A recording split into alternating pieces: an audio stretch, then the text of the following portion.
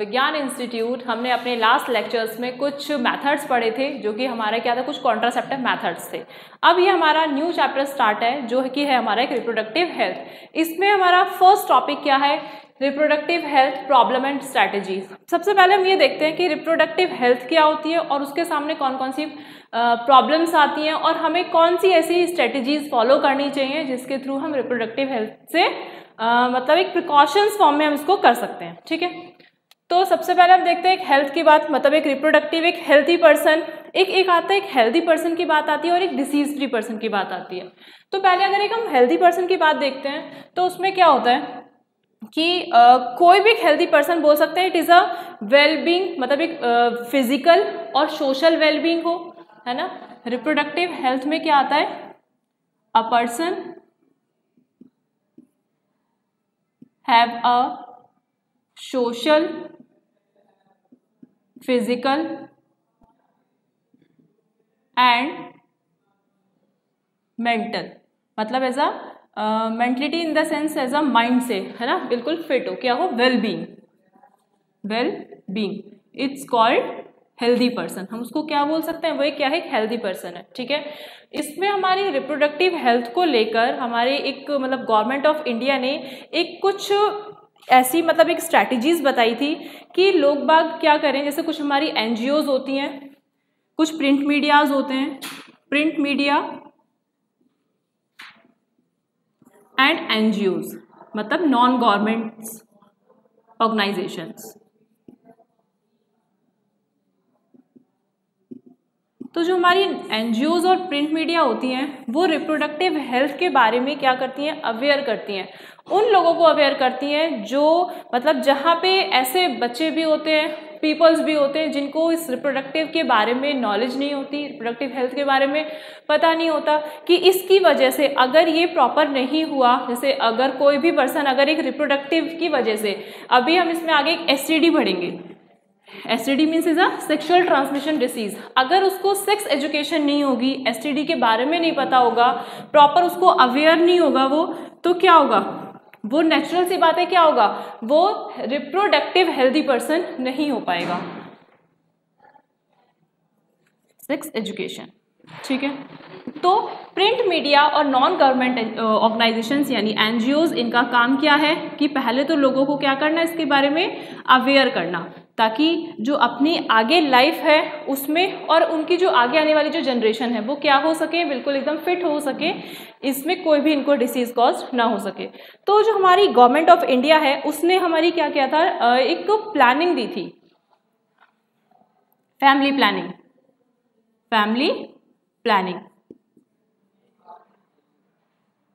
Family planning का में हमारा क्या था, जो ये दिया गया था किसके थ्रू, गवर्नमेंट ऑफ इंडिया के थ्रू दिया था, government of India.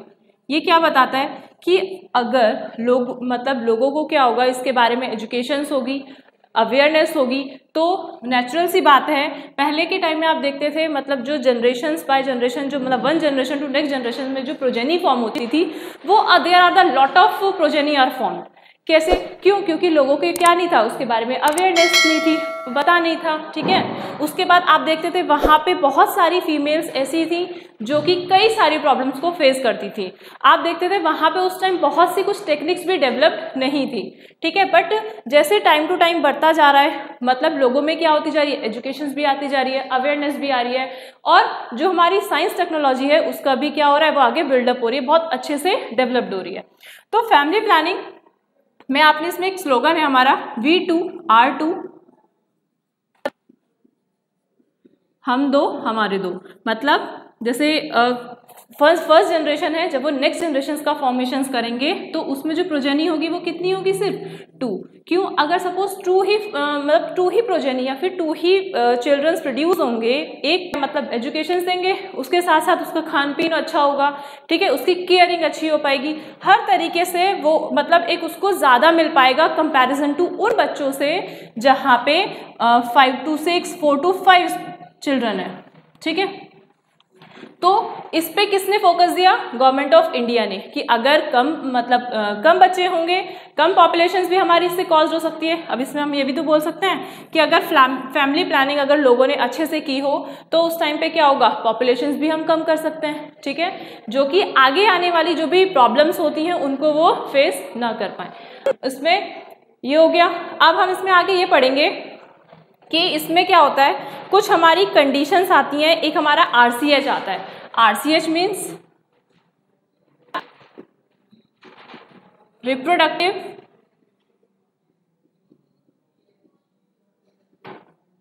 And child health care.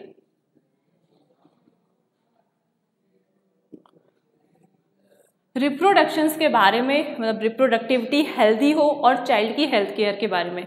जैसे कि मैं अभी आपको बता ही रही थी कि पहले के टाइम में फीमेल्स भी बहुत सारी क्या कर रही थी, प्रॉब्लम को फेस कर रही थी। क्यों? क्योंकि उस टाइम पे ज़्यादा डॉक्टर्स भी नहीं थे जो ज़्यादा क्वालिफाइड हों। बट अब टेक्नोलॉजी भी इतनी स्मार्ट हो गई है, साथ साथ डॉक्टर भी बहुत ज़्यादा क्वालिफाइड हो गए हैं। तो उसमें क्या होता है कि जो भी वो प्रॉब्लम्स फेस करती हैं तो उससे पहले जो डॉक्टर हैं वो क्या कर देते हैं, उन्हें अलर्ट कर देते हैं कि आपको ये प्रॉब्लम हो सकती है। अब लोग बाग भी पहले, मतलब पहले तो बहुत से जो लेडीज होती थी वो अपने घर में ही, मतलब जो प्रेगनेंसी होती थी उसकी डिलीवरी कॉज हो जाती थी।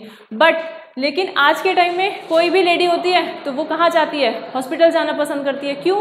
क्योंकि वो खुद इतनी अवेयर है, वो खुद नहीं चाहती कि वो खुद एक घर में रह के, मतलब वो अपनी सिचुएशन को फेस करे जो कि उसके लिए हार्मफुल कॉज हो, ठीक है। तो ये हमारा इसमें reproductive and child health care में आता है।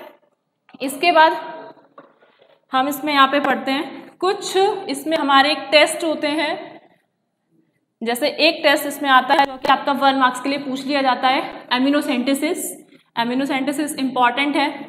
अच्छा, ये जो मैं आपको बता रही हूँ कि ये मतलब एक रिप्रोडक्टिव हेल्थ के बारे में एजुकेशंस होनी चाहिए। क्यों एजुकेशंस होनी चाहिए? जैसा अगर आप देखते हो केरल साइड में, वहाँ पे आपको क्या होंगे, एजुकेटेड पर्सन ज़्यादा मिलेंगे। वहाँ पे आप देखते हो जो मेल और फीमेल की जो रेशियो होती है, मेल और फीमेल की जो रेशियो होती है वो क्या होती है, जैसे सपोज अगर यहाँ पे 1000 है, ठीक है, तो 1000 में आपको यहाँ पे 990 के अप्रॉक्स आपको फीमेल का यहाँ पे रेशियो मिल जाएगा। क्यों? क्योंकि यहाँ पे एजुकेटेड पर्सन है, उनको स्कूल में, कॉलेजेस में इस तरीके की एजुकेशन दी गई है ताकि वो इसको जान सके, अलर्ट हो सके इसके बारे में, ठीक है। अभी मैं आपको यही बता रही थी एमिनोसेंटेसिस। एमिनोसेंटेसिस क्या होता है? एमिनोसेंटेसिस जो होता है ये हमारा, जैसे अगर आपको रिप्रोडक्टिव स्ट्रक्चर्स, फीमेल का रिप्रोडक्टिव स्ट्रक्चर अगर याद आ रहा हो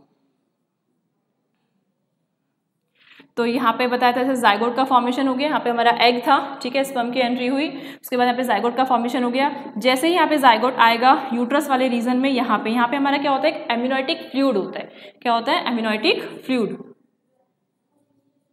तो इस एमिनोटिक फ्लूइड के थ्रू क्या कर लेते हैं, ये रिकॉग्नाइज कर लेते हैं या डिटरमाइन कर लेते हैं ऑफ द सेक्स रेशियो कि वो फीमेल है या फिर मेल है। तो यानी क्या किया जाता है, determinations of sex ratio,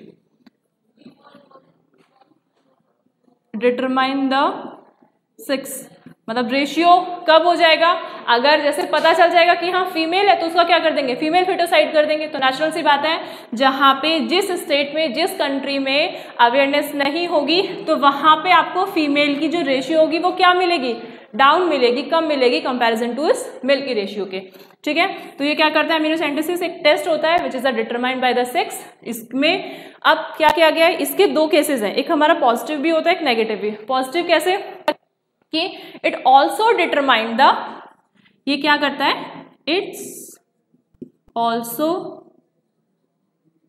determine the genetic disorder. जो जेनेटिक डिसऑर्डर होते हैं उनको डिटरमाइन करने के लिए भी हेल्प करता है। एज अ, जैसे डाउन सिंड्रोम हो गया, हीमोफीलिया हो गया, ये ऐसे सिंड्रोम्स होते हैं जिसको हम बोलते हैं one generation to next generation में क्या हो जाते हैं, ट्रांसफर हो जाता है, इनहेरिटेंस होते हैं, ठीक है। अब जैसे सपोज अगर किसी भी फीटस में ये डिसीजेस कॉज्ड हो रही हैं तो उसके लिए तो ये टेस्ट कराना अच्छा है ना। क्यों अच्छा है? ताकि वो अपनी आगे आने वाली लाइफ में ये सब जो इसको डिसीजेस हो रही हैं उनको फेस ना करे। तो उस केस में तो हम बोल सकते हैं कि ये हमारा क्या है, पॉजिटिव केस, मतलब पॉजिटिव है इम्यूनोसेंटेसिस कराना। बट जो ये हमारा इस पे ये इलीगल हो गया, इस पे बैन लग गया है इस चीज़ पे कि कोई भी जो भी मतलब इस टेस्ट को करता है वो क्या नहीं बताता, उसमें 6 को नहीं बताता कि वो मेल है या फीमेल है, ठीक है। बाकी इसके बाद का भी हम टॉपिक नेक्स्ट कंटिन्यू करते हैं, जो कि हमारा एक पॉपुलेशंस पे है, जो कि हमारा एक मॉर्टेलिटी आता है और नॉर्मेलिटी आता है। Now we will move a next topic. This is the population and stabilizations and birth control. यानी population जो होती है हम उसको कैसे stabilizations कर सकते हैं। Our population which was approximately 350 million थी at the time of independence के टाइम, जब reached close to the billions to make 2000 and 1.2 billion in May 2011। ये जो आपका डेटा है ये 2011 का डेटा है, जो कि ये पॉपुलेशंस को ये बताता है कि किस तरीके से हमारी स्टेबलाइजेशन हुआ था उस टाइम, मतलब कैसे डे बाय डे हमारा इंक्रीमेंट हुआ था। क्यों? क्योंकि प्रीवियस टाइम में हमारी बेटर क्वालिटी नहीं थी, किसके रिगार्डिंग, रिप्रोडक्टिव हेल्थ के रिगार्डिंग, कुछ मेडिकल इतने सपोर्ट नहीं थे, लेकिन सम टाइम कुछ टाइम बाद हमारा क्या हुआ, धीरे धीरे इंक्रीमेंट होता गया। तो अब पॉपुलेशन क्या हो रही है, इंक्रीज हो रही है। जैसे कि आप देख रहे हो यहाँ पे एमएमआर मतलब उसका रेट क्या हो रहा है, हमारा डिक्लाइन हो गया, कम हो गया, मतलब मैटरनल मॉर्टेलिटी रेट। क्यों? हमारा मेडिकल क्या हुआ, उसको एक सपोर्ट मिल गया, एक बेटर क्वालिटी मिल गई, एक बेटर इंफ्रास्ट्रक्चर्स मिल गया, इजीली वे में वो फैसिलिटेट होता गया, medical support. Then second is IMR is infant mortality rate. पहले ये क्या हुआ, ये इंक्रीज हो गया। पहले लोगों में इतनी अवेयरनेस नहीं थी, इतने लोगों को पता नहीं था, इतने सारे आपके डिवाइसेस नहीं थी जिसके थ्रू वो क्या कर सकें, फीटस को बचा सकें, उनको मतलब जो भी उनको डिसीजेज हैं उनसे उनको प्रिकॉशंस कर सकें, उनसे बचा सकें। या फिर कुछ टाइम ऐसा भी होता था कभी कभी कि मे बी जो मदर थी, जो प्रेग्नेंट मदर थी, वो भी अपने बेबी को ईजिली से कंसीव नहीं कर पाती थी, उनकी भी डेथ हो जाती थी। बट अब क्या हो गया, थोड़ा एक अच्छा टाइम ऐसा आ गया है कि सारी चीज़ क्या हो गई, फुली हमारी डेवलप्ड फॉर्म में हो गया है, जिसके थ्रू इन्फेंट मॉर्टेलिटी रेट भी क्या हो गया है, बढ़ गया है। अब हम इसमें पढ़ते हैं बर्थ कंट्रोल। इसमें आप देखोगे कि एक मतलब ये मेथड है, एक ऐसा मोटिवेशन मेथड है जिसके थ्रू हम क्या कर सकते हैं, एक स्मॉल फैमिली को फॉर्म कर सकते हैं, बना सकते हैं, डेवलप कर सकते हैं। तो इसके लिए एक स्लोगन है V2R2, हम दो हमारे दो। इसका मतलब क्या है, जितनी स्मॉल फैमिली होगी उतना ही अच्छा, मतलब उसको न्यूट्रिशन भी मिलेगा, उसको उतनी एजुकेशन भी मिलेगी प्रॉपर टाइम में, और उसको एक सब चीज़ जो एक मतलब एक प्रॉपर जो डेवलप बच्चे को जो चाहिए उसको हर एक वो चीज़ मिलती रहेगी। अब सपोज जैसे कहीं पर हमारे किसी एक फैमिली में एक तो यहाँ पे हमारे 2 बच्चे हैं और किसी फैमिली में यहाँ पे हमारे 3 to 4 बच्चे हैं, तो अब यहाँ पे आप देखोगे हर एक चीज़ में डिफरेंस आपको देखने के लिए मिलेगा। यहाँ पे इनकी एजुकेशंस पे भी, यहाँ पे इनके रहन सहन पे भी, यहाँ पे इनकी न्यूट्रिशन वैल्यू पे भी, सेम एज यहाँ पे आपका 2 थे, यहाँ पे आपके 4 हो गए, तो वो क्या हो गया, वो और ज़्यादा डिवाइड हो गए। तो इसीलिए जो गवर्नमेंट ने हमारा क्या अप्लाई किया है, ये एक स्मॉल फैमिली है जो कि एक अच्छी भी होगी, साथ साथ जो एक फीमेल की अगर आप बॉडी की बात करेंगे तो उसकी बॉडी के लिए भी क्या होगा, अच्छा ही होगा। तो ये हमारा एक स्लोगन है V2R2। इसके बाद हम कुछ इसमें कॉन्सेप्शनल जो कॉन्ट्रासेप्टिव मेथड हैं वो हम देखते हैं कि कुछ कॉन्ट्रासेप्टिव मेथड्स में जब हम यूज़ करेंगे तो उसके लिए कौन कौन से ऐसे मतलब कंडीशंस होनी चाहिए जो बहुत ही ज़्यादा इंपॉर्टेंट रोल प्ले करती हैं। तो आइडियल कॉन्ट्रासेप्शंस देखते हैं हम। आइडियल कॉन्ट्रासेप्शंस क्या होता है,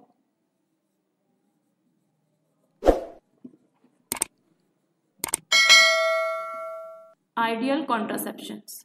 First is user friendly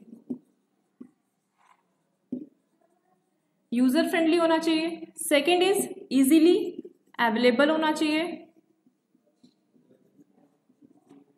third is effective, मतलब इफेक्टिव भी होना चाहिए,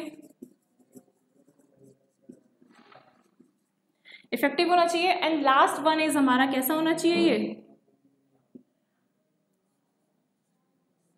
मतलब इसके कोई भी साइड इफेक्ट्स नहीं होने चाहिए, no side effects, no side effects.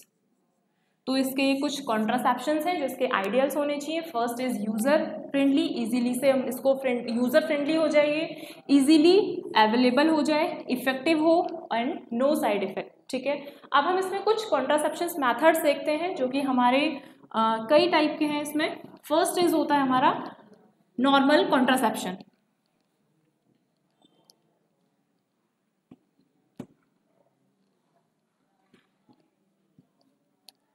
First is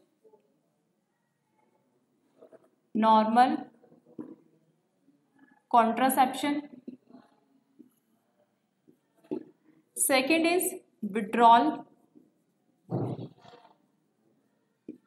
withdrawal contraception होता है। Third is lactation, एमोनीरिया,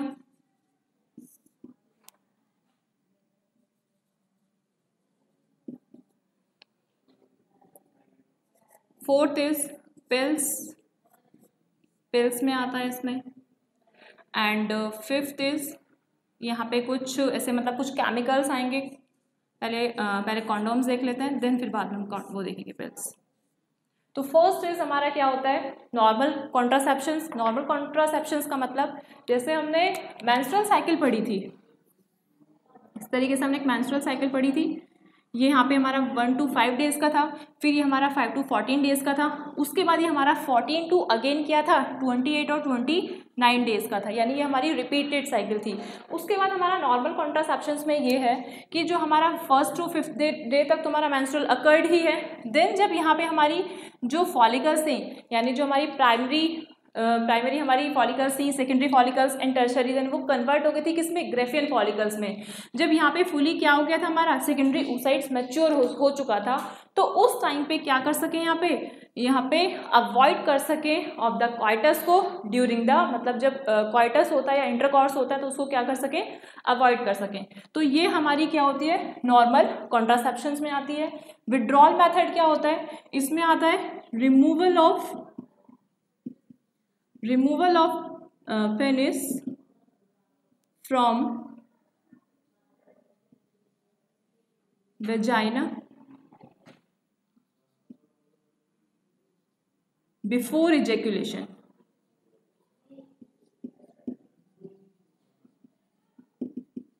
withdrawal means हो गया उसको रिमूव आउट कर देना ऑफ द मेल पार्ट को, of the penis which is release the semen, जो सीमेन रिलीज कर रहा है। जब उसको सीमेन रिलीज, मतलब जब सीमेन ही रिलीज नहीं हो पाएगा तो क्या होगा, कॉन्ट्रासेप्शन हो जाएगा। इजीली से हम उसको क्या कर सकते हैं, अवॉइड कर सकते हैं ऑफ द प्रेगनेंसी को before the ejaculation. This is the second method of the withdrawal method. इसके बाद इसमें आता है लैक्टेशंस एमोनेरिया। लैक्टेशंस एमोनेरिया में क्या होता है, जब कोई मदर एज अ फीडिंग कराती है तो उस टाइम पे एज अ प्रेगनेंसी जो होती है, एज अ मेंस्ट्रुएशन जो साइकिल होती है वो कुछ टाइम के लिए स्टॉप हो जाती है, तो हम उसको बोलते हैं एज अ 6 मंथ तक। 6 मंथ्स तक यहाँ पे मेंस्ट्रुअल साइकिल अकर नहीं होती। कब नहीं होती, जब कोई भी मतलब जो एज अ मदर फीडिंग कराती है उस टाइम पे। ठीक है, यहाँ पे जब कोई भी मदर फीडिंग कराती है तो उस टाइम पे स्टॉप हो जाती है 6 मंथ के लिए क्या, menstrual cycle. Menstrual cycle stop हो जाएगी, देन इजीली से हम उसको क्या कर सकते हैं, लैक्टेशनल एमेनोरिया, यानी उस टाइम पे इजीली से हम कंसेप्शंस को, मिसकंसेप्शंस को स्टॉप कर सकते हैं, हम उसको जो प्रेगनेंसी होती है उसको स्टॉप कर सकते हैं। नेक्स्ट फोर्थ वन आता है हमारा इसमें पिल्स। पिल्स हमारा क्या है, केमिकल मैथड है। ये क्या होता है, केमिकल मेथड।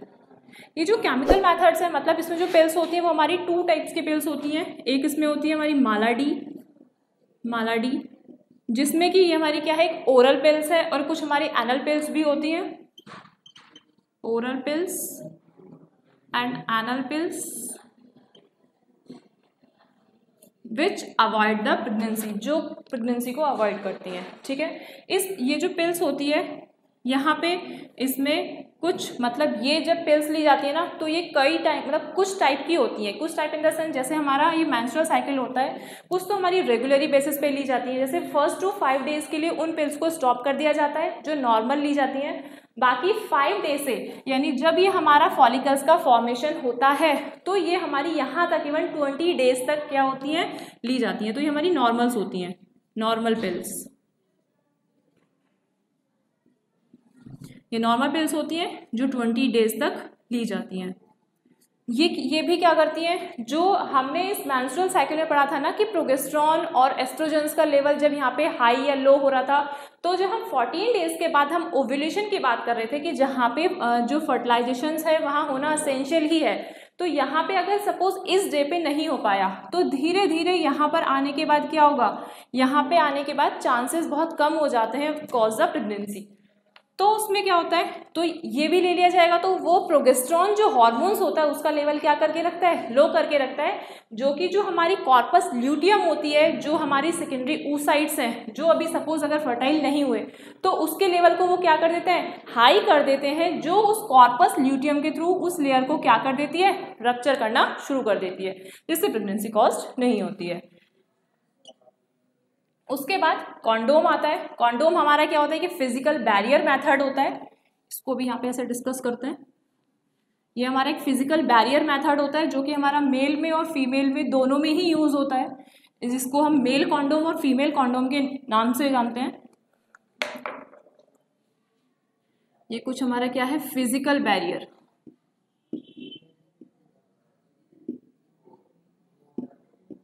फर्स्ट इज यहाँ पे कॉन्डोम, इसमें आप देखोगे इसका स्ट्रक्चर इस तरीके से होता है,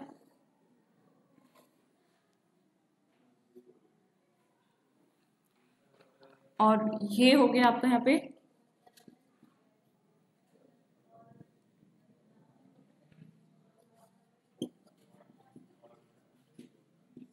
और सेकंड एक फीमेल के लिए होता है, यहाँ पे फीमेल कॉन्डोम कहते हैं इसे यहाँ पे।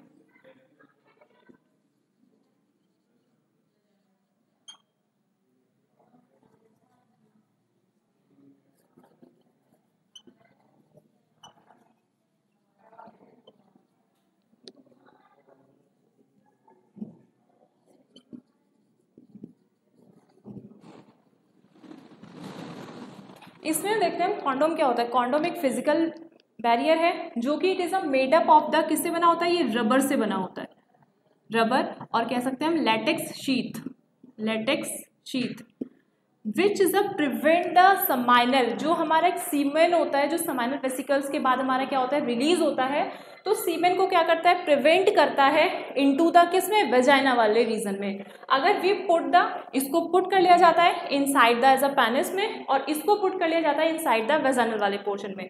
ये फीमेल के लिए होता है, ये मेल के लिए होता है, दोनों ही कैसे होते हैं, इरिवर्सिबल होते हैं, इफेक्टिव होते हैं। इसके बाद मेडअप होगा हमारा किसका, रबर का और लेटेक्स शीथ का।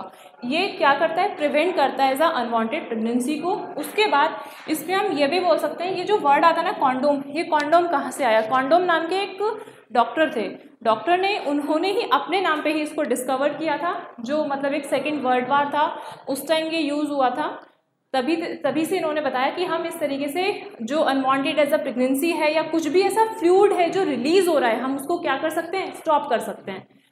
कॉन्डोम के बाद हमारा ये सेकंड टॉपिक आता है, this is the vault, diaphragm and cervical cap. ये भी हमारा क्या है, कॉन्ट्रासेप्शन मेथड है जो कि एक फिजिकल बैरियर की तरह ही एक्ट करता है, बट ये यूज किया जाता है इन फीमेल में। ये सारे ही क्या होता है, female as a female contraception method होते हैं जो इसमें यहाँ पे यूज किया जाता है। उसके बाद थर्ड आता है हमारा आईयूडी। आईयूडी क्या होता है, intra uterine device. Intra uterine device में इसमें क्या होता है, ये भी हमारा फीमेल में ही होता है, बट अभी मैं आपको बताती हूँ। उसका एक एग्जांपल होता है हमारा कॉपर टी, कॉपर टी। इसमें क्या होता है, इस तरीके से हमने फीमेल वाला स्ट्रक्चर पढ़ा था रिप्रोडक्टिव ऑर्गन का,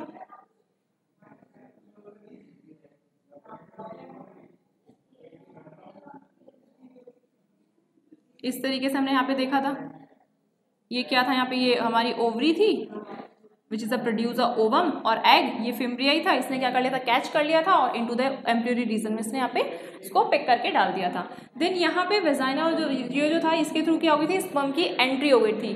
बट यहाँ पे ये है ना intra uterine device, intra uterine device में क्या होता है, कॉपर टी इस तरीके से यहाँ पे ये इंजेक्ट कर दिया जाता है, लगा दिया जाता है बाय द, मतलब जो इज अ स्पेशल, जो हमारे स्पेशलाइज्ड डॉक्टर्स होते हैं उनके थ्रू, और जो एक्सपर्ट्स नर्सेज होती हैं उनके थ्रू यहाँ पे ये इंसर्ट कर दिया जाता है, जो कि कॉपर टी क्या करता है, ये प्रिवेंट करता है, ये क्या करता है यहाँ पे, prevent the entry of sperm,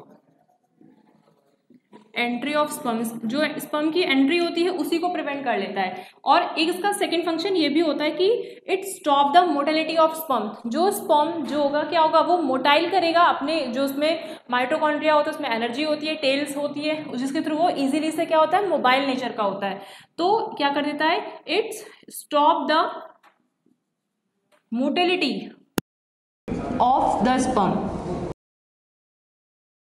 sperm की मोटिलिटी को ही स्टॉप कर देता है। जब स्पर्म की जो मोटिलिटी होगी उसको स्टॉप कर देगा, एंट्री को स्टॉप कर देगा, देन यहाँ तक स्पर्म जा ही नहीं पाएगा, देन क्या नहीं हो पाएगा, फर्टिलाइजेशन ही कॉज नहीं हो पाएगा। तो ये भी क्या है, एक कॉन्ट्रासेप्शन मेथड है। उसके बाद अब हम यहाँ पे पढ़ते हैं, एक अभी हमने यहाँ पे पिल्स भी देखी थी, पिल्स हमारा जो कि ये जो थी हमारी कैसी थी, फिजिकल, लेकिन इसको हम बोल सकते हैं ये हमारी कैसी है, केमिकली, ये केमिकल है, जो कि क्या करती है, प्रोजेस्टेरॉन जो हार्मोन्स होता है उसके लेवल को हाई करती है, जो क्या कर देती है, जो सेकेंडरी oocytes होता है उसको क्या करती है, उसकी सेल्स को रप्चर कर देती है। इसमें हमने देखा था एक नॉर्मल होती है, एक क्या होती है, नॉर्मल्स, जो मैंने अभी आपको बताया था 21 डेज में, मतलब ये आपकी मेंस्ट्रुअल जो साइकिल होती है, कॉज्ड होती है, उस पीरियड को छोड़कर बाकी मोस्ट ऑफ टाइम जो होती है ये ली जाती हैं। उसके बाद कुछ हमारी कैसी होती है, ये तो नॉर्मली यानी ये तो हमने डेली वे में ले लिया। उसके बाद ये जो होती है हमारी कैसे लेती है, वंस अ वीक, ये हमारी कैसी होती है, नॉन स्टेरॉइड्स होती है, नॉन स्टेरॉइड्स होती है, जिसमें क्या आती है आपकी ये सहेली, ये भी क्या कॉज करती है, अनवांटेड एज अ प्रेगनेंसी को स्टॉप करती है। तो ये हमारे क्या थे, कुछ ऐसे मेथड्स थे जो कॉन्ट्रासेप्टिव मेथड्स या एज अ बर्थ कंट्रोल को क्या कर रहे थे, ऐसा स्टॉप कर रहे थे, ताकि आगे जो हमारी आगे आने वाली जनरेशन हो उसको सभी, मतलब एक अच्छे वे में उसको सब हर एक चीज़ प्रोवाइड हो सके, मिल सके, प्रॉपर एजुकेशन भी मिल सके, प्रॉपर गाइडेंस भी मिल सके, हर एक उसको मतलब न्यूट्रिशंस वैल्यू भी उसका लेवल अप हाई हो जाए, तो उसको सभी चीज़ मिल सके और किसी भी डिसीज से ये कॉज ना हो सके। ये सब हम जो यूज़ कर रहे हैं वो किस लिए कर रहे हैं, मतलब कॉन्ट्रासेप्शन तो कर लिया ठीक है, बट ये एक काम और करता है, ये स्टॉप द एसटीडी अभी हमने देखा था, एसटीडी क्या था, ये अनवांटेड प्रेगनेंसी को तो स्टॉप कर ही रहा है, बट एसटीडी और एड्स को भी ये क्या कर रहा है, स्टॉप कर रहा है। यानी जो सेक्सुअल ट्रांसमिटेड डिसीज यानी सिफिलिस, गोनेरिया, ये जो डिसीजेज होती हैं इनको भी क्या करता है, स्टॉप करता है, सेम एज एड्स को भी स्टॉप करता है। नेक्स्ट हमारा मेथड आता है सर्जिकल मेथड, जिसमें हमारा क्या आता है, vasectomy and tubectomy. This is the last method of the contraception. ये हमारा क्या होता है, सर्जिकल मेथड होता है, इसको हम क्या कहते हैं, स्टरलाइजेशन भी कहते हैं। ये हमारा 2 टाइप्स का होता है, first is vasectomy and second is tubectomy. Vasectomy अगर आपको याद आ रहा हो, हमने मेल रिप्रोडक्टिव ऑर्गन्स में हमने वास डिफरेंस एंड वास इफरेंस पढ़े थे, जो कि हमारा क्या था, एक ट्यूब लाइक स्ट्रक्चर्स था। तो उसको क्या कर देना, रिमूव कर देना, यानी ये जो गैमेट्स हैं, जो जिनसे गैमेट प्रोड्यूस हो रहा है, उन्हीं को क्या कर देना, ब्लॉक कर देना। तो यानी हम बोल सकते हैं यहाँ पे रिमूवल ऑफ वास डिफरेंस और टाइड अप भी कर सकते हैं, जैसे कि आपको पिक्चर में शो हो रहा होगा, वास डिफरेंस का उसमें आपको क्या किया हुआ है, टाइड अप किया हुआ है, tied up of vas deferens, वो हमारा क्या कहलाता है, वेसिकोटोमी, जो कि हमारा किस में होता है, इन मेल में होता है। सेकेंड इज ट्यूबिकोटोमी, जैसे हमारा स्ट्रक्चर जैसा फीमेल रिप्रोडक्टिव वाला, जिसमें हमने फेलोपियन ट्यूब पढ़ी थी, यहाँ पे ये क्या कर देगा, रिमूवल ऑफ फेलोपियन ट्यूब को रिमूव कर देना और टाइड अप, या फिर उसको क्या कर देना, उसको टाइड अप कर देना, यानी उसको बांध देना। फैलोपियन ट्यूब को जब वो बांध देंगे, उसको टाइड अप कर देंगे, तो उसका जो ट्रांसपोर्टेशन है, मतलब ओवम का जो ट्रांसपोर्टेशन है फैलोपियन ट्यूब में बाय द फिम्ब्रिया के थ्रू, वो नहीं जा पाएगा। देखिए आपको पिक्चर्स में भी यहाँ पे शो रहा होगा कि फैलोपियन ट्यूब क्या हो रहा है, यहाँ पे टाइड अप कर दी गई है, जो किसको शो करती है, ट्यूबिकोटोमी को। ये किसके अंदर आती है, इन फीमेल में आती है, जो कि हमारा क्या है, ये एक सर्जिकल मेथड है। This is the last method of the contraceptions, और ये हमारा इंपॉर्टेंट है, ये पूछा भी जाता है। इससे पहले अभी हमने कुछ पिल्स पढ़ी थी, कुछ कॉन्डोम्स देखे थे, और मोस्ट इंपॉर्टेंट हमने कॉपर टी पढ़ा था। कॉपर टी हमने किस में पढ़ा था, IUDs में, यानी intra uterine device. Full forms की मोस्ट इंपॉर्टेंट है, ध्यान रखना। अभी जैसे CDRI कराया था, एक CDRI कराया था, और एक कराया था RCH, तो इन सबके फुल फॉर्म याद रखिएगा। उसके बाद अब ये हमारा यहाँ पे जो सर्जिकल मेथड है, लास्ट मेथड है कॉन्ट्रासेप्शंस का। अब इसके आगे का नेक्स्ट टॉपिक हम नेक्स्ट लेक्चर्स में कवर करेंगे। Thank you.